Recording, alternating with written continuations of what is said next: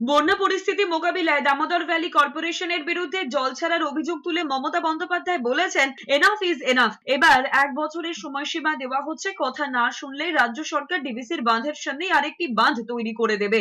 সোমবার বোলপুরের গীতাঞ্জলি স্টেডিয়ামে প্রশাসনিক বৈঠকে দাঁড়িয়ে মুখ্যমন্ত্রী বলেছেন, ওরা যেভাবে জল ছেড়ে পশ্চিমবঙ্গের জেলাগুলি ডুবিয়ে দিচ্ছে তাতে বছরে হাজার হাজার কোটি টাকার ক্ষতি হচ্ছে।